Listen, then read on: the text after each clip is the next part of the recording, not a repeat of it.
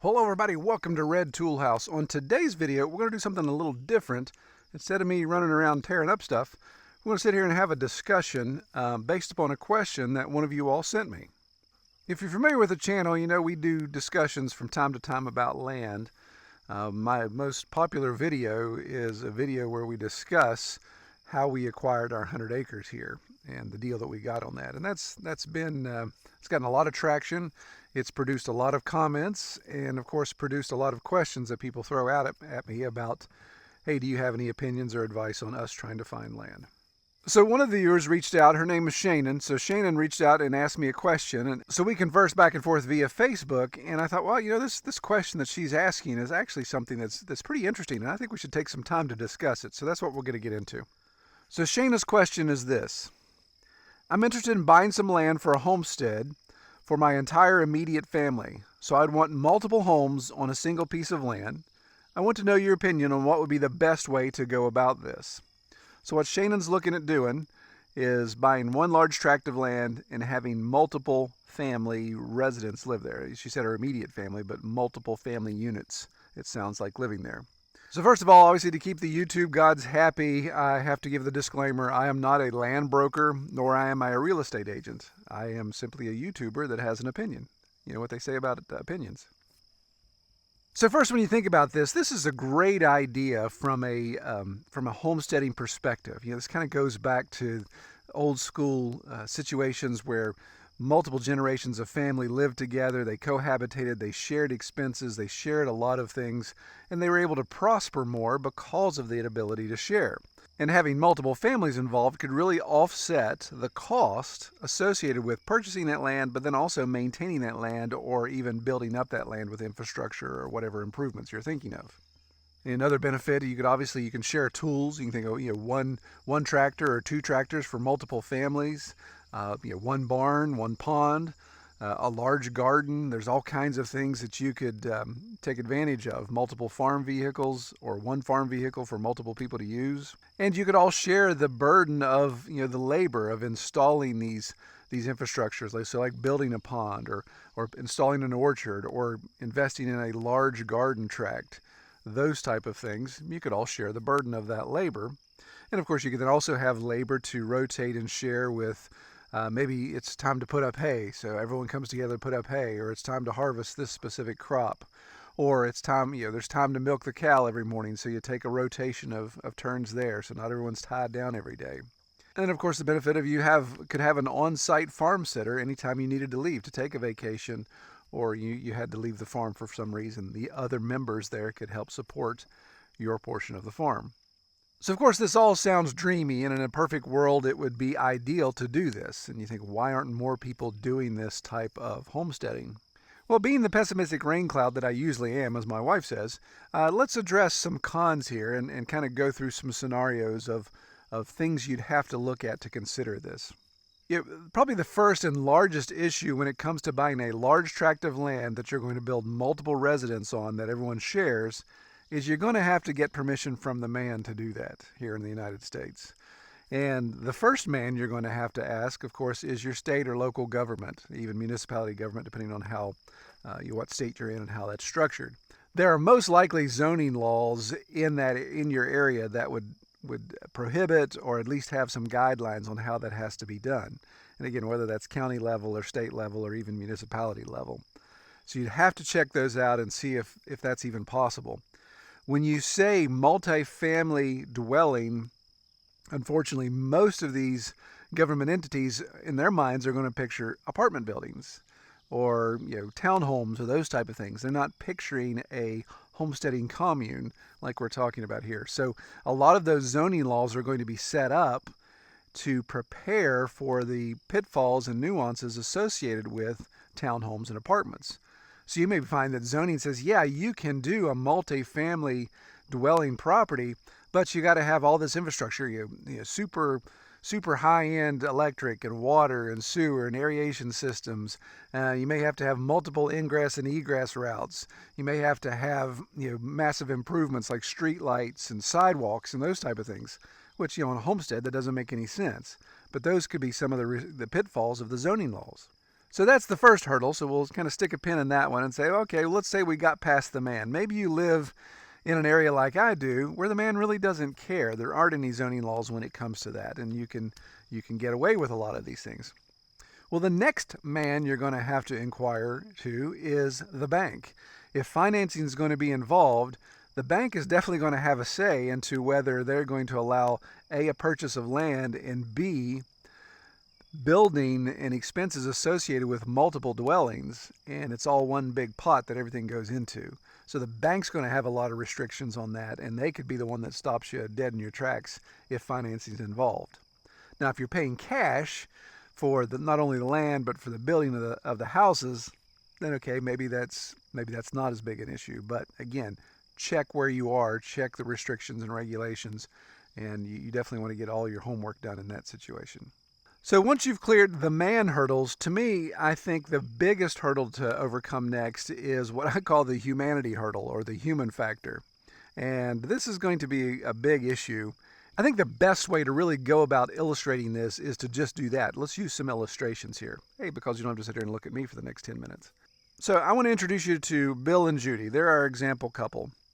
They're in their 30s. They have 2 young children. And they're ready to drop out of corporate America and leave the concrete jungle to start a farm/modern homestead. Interestingly enough, Bill's folks, whom we'll call Mom and Dad, are retired. They're ready to downsize, and they want to spend more time with the grandkids. Well, Jane has her best friend since high school, Judy. Judy and her husband, Bob, have always wanted to farm, and they're actually thinking about doing a lifestyle change and want to get involved in this situation as well. So let's say Bill and Judy find 100 acres of semi-flat, tillable raw land for $150,000 US. There's no house, there's no infrastructure. The 3 parties involved have agreed to split the cost of the land evenly and have agreed to chip in $50,000 each. So since Bill and Judy found the land and they got all this whole thing started, everyone agreed to give them first pick of, hey, where do you want to put your house seat? Judy decides to pick a spot kind of in the dead center of the property because it's got the best view and it's the furthest away from any neighbors. Mom and Dad say, well, we don't really care. We want to be close to the road and it just makes sense for us to be up here. So they pick a spot close to the county road access. Jane and Bob decide, hey, let's head west. So we're going to go over to the west side of the property and that's where we want to build our house. So here's where the hard work really begins because there are so many questions that have to be addressed and shared responsibility has to be issued. The first and obvious issue, of course, is road access. If there's only this county access on the south side of the property, to get a driveway to Bill and Judy's house, to Jane and Bob's house, and to Mom and Dad's house, that has to be decided.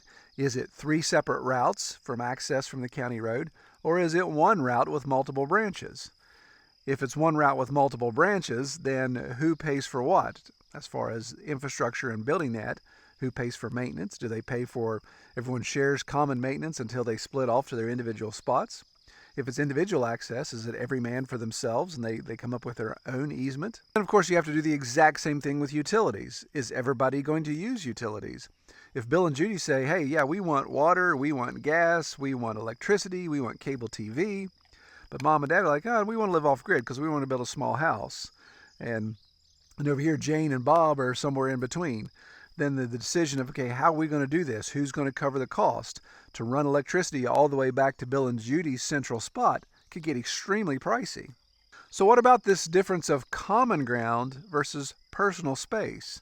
So if you've got this 100-acre tract, and you say, well, we're going to build our houses here, then what's defined as common ground that everyone shares? So if it's going to be a garden, if it's going to be an orchard, if it's going to be a forested area because somebody just likes to spend time in the woods, if it's going to be, these other improvements or these other shared areas, that all would have to be defined as well. And of course, the flip side is what is common, but then what's personal. You can imagine naturally an area around your house, you would say, well, this is my yard. So, you can't come over and do this right beside my yard, or you can't build this right here because this is my personal space. So that would need to be defined as well. When it comes to issues like livestock and farm infrastructure, if you say, hey, we're going to raise hogs and we're going to put them right against Mom and Dad's house, Mom and Dad may not be impressed with that. That may be an issue for them. And of course, the contingency issue. What happens if, let's say, Jane and Bob decide to get a divorce? Jane's going to leave and she says, I'm taking you for everything that you have. I'm going to take half of everything. Or even if they part amicably, does that change the whole dynamic? What if somebody gets sick and they have to move away to take care of a family member? Or there's a job change. There's other grandkids involved and they want to move and live close to those. How do they get out of this situation and still recoup their investment? So while this is an overly simplified example, it's already fraught with all kinds of question marks and issues that would have to be addressed before any of this could get started. So you may be asking, is it my opinion then to never ever consider something like this? No, I wouldn't say that. In fact, I know several circumstances similar to this that are actually working out right now. So I would say, yes, this is doable and this may be a great situation, but you just have to put key things in place. Some of these key points have to be established before you even get started. And here's what I have on my list. First, make sure all parties involved have the same goals. And this isn't just frou-frou 40,000 foot elevation goals. This is sitting down, spending hours discussing, okay, we want to have livestock, we want to farm, we want to do this. What does all that mean? Truly define farming, define what livestock we're talking about. You may find that somebody has a natural fear of chickens, and then one family wants to have a chicken farm. One person may say, I want a full-blown organic permaculture style orchard and all natural, super hippie-esque like that. And Bill and Judy say, well, wait a minute, we want to monocrop 40 acres of GMO corn. Both examples are farming examples. They just aren't very congruent with one another. They're really sitting down and fleshing this out to say, what exactly do you want to do? What are the shared responsibilities? How are we going to implement a lot of these things? And then where do we go forward with these goals? Is this a farm that produces money? Is it just produce enough food to sustain us? Those type of discussions need to be had and need to be had lengthy and detailed, and somebody needs to be taking notes. Well, I think the very next key, and it's huge, this is, if there's anything you take away from this video, it would be this, is you have to legally subdivide the land. Well, this will require us going back to the man we talked about to get him involved and to see, again, if zoning laws work, if there is any restrictions because of local laws and local municipality issues. You have to get them involved to see what's allowed, but strongly suggest dividing that land legally. This will require additional upfront expense when it comes to surveying, when it comes to deed and title work, when it comes to all that, the lawyer fees and all that fun stuff. But I think it's going to be well worth the expense to do that and save you from a ton of headache or heartbreak later on down the road. So let's go back to our example and maybe make it a little more complicated or unpack it a little bit because of this. If you're going to legally subdivide the land, then the three parties again, we've got Bill and Judy, we've got Jane and Bob, and we've got Mom and Dad. We say, well, okay, we're going to legally subdivide this into tracts. How much acreage are we talking about for each of us? Bill and Judy may say, well, we want to have as much land as possible. We're young, we got young kids, we really want to have the full experience of farming here. Mom and Dad may say, well, we're kind of downsizing. We really don't need a lot of land. Maybe even just a couple acres is really all we want. But it's just the idea of hanging out with you guys and seeing you guys build your dream is what we want to be a part of. Okay. You go over to Jane and Bob and they say, well, maybe we think 20 acres is all that we could ever handle and all that we'd ever want. So maybe that's really all we're going for. Now, they may define their acreage that they say they're going to deed off, but maybe it doesn't burn up the 100 acres. Maybe you're not truly dividing it by 33.33 acres. Maybe in this situation, you're saying, well, here's Bill and Judy are taking 50, Jane and Bob are taking 20, and Mom and Dad are taking 2. So that's 72 acres. And maybe they divide this up legally to say the remaining 28 acres are going to be common ground. The benefit of legally dividing this not only makes it a claim as to whose is what, and it's defined on paper, it's defined by a surveyor, but also would allow you and require you to put in legal easements. So the driveway scenario we talked about could be spelled out in detail and legally explained as an easement X amount of feet wide, going X amount of feet long. Utility easements could be included into that. So it'd be kind of like a small subdivision in a sense that these are clearly defined. And if anything would ever change, you'd always go back to these legal definitions of easements and of parcel sizes. Some of the biggest issues that we see in West Virginia just because of the age of the state and land that's been split off since George Washington's time is that sometimes these old farms got subdivided But because of the topography of West Virginia, there's not necessarily logical access to the land. I'm sitting here on 100 acres, but I really only have one logical way to get into this property just because of our topography. If I were to sell off the back half of the property, it's not like I can just say, okay, you access the land from that side, you don't come on my side. They'd have to come right up the center of the valley to get to the back. So easement definition is key, and most states and counties will not allow you to define any land that's landlocked. It has to have easement access. Now, the remaining acres, if there are any, of common land, there can actually be restrictions that the three parties agree to set on that, to say you can only sell this land or do anything with this land with approval of the three original party members. These covenants and restrictions that could be set then could be defined to expire after a certain amount of time, or expire after a person passes away, or after a generation has rotated through, or they could be defined indefinitely. One other option they could entertain when they're doing this is to say, well, out of that 28 acres, let's define maybe another 10-acre tract that we know there's a family member or some friends that want to do this. They wanted to do this with us, but they just couldn't afford it, or it wasn't the right season of life for them at this time. So maybe a couple years down the road, they can buy in and partake in part of this property as well. Maybe there's a 10-acre parcel that they've marked off just for those people or somebody else that could come along that has the same ideals as them. Well, one of the next key points that I think is just as important as legally dividing everything is having a contract, having a discussion, having some documentation for an exit strategy. Things change. If there's anything that's constant in life, is that things always change. So circumstance change, marriage changes, hobbies, attitudes, all of those change. Families fight, friends fight. So if we go back to our example and say, okay, mom and dad have gotten up in years, and maybe unfortunately dad passes away, and mom is too frail to be able to live by herself, she has to be put into some sort of assisted living facility. Well, those things are expensive, and the only way that she can afford to go into one of those is she has to sell her assets. So the asset they have is the house and the 2 acres on this land. Since it's been legally subdivided, there's no issue with them actually selling that. But if the three parties got together when they first put this contract together, they could have defined to say, hey, if anyone decides to sell and to leave, then the other 2 parties get first refusal on purchase based upon appraisal plus whatever or minus whatever's agreed upon. They can set those terms. First refusal. So if mom has to go into an assisted living facility, Bill and Judy can say, hey, we're going to go ahead and buy out mom and dad's 2 acres with a house. That'll give them the assets, give mom the assets to go into the assisted living facility. And we can either do whatever with the house, rent it out, Airbnb, blah, blah, blah. It's theirs to use however. Or they could just decide to go ahead and say, well, we can't afford it right now, or we don't want to mess with it. Let's just go ahead and put it on the market and see if somebody else, some third party wants to get it. These situations where people come together and they share everything and they invest a lot of time and they invest a lot of money over the years, as all of that investment builds up, if somebody decides to leave and there's no way to carve out logically your portion of investment, it could really get somebody in a terrible financial situation. Let's say Jane and Bob have to leave, and because nothing's been predefined, they say, we need to sell out to be able to move to our kids to help take care of their children because they have special needs. Well, it could be really tough to recoup that if there's not something legally defined there.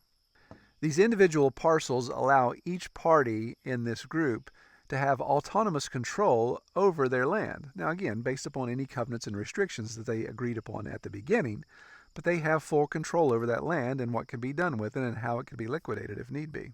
Well, the fourth key point, and obviously it shakes hands with the other key points, is you need to hire a lawyer. You need to get professionals involved in draft contracts in these circumstances. We'd all like to think that a friendly handshake, a pat on the back, the fact that Jane and Judy have been friends since high school is going to be all that they need for this to work out swimmingly.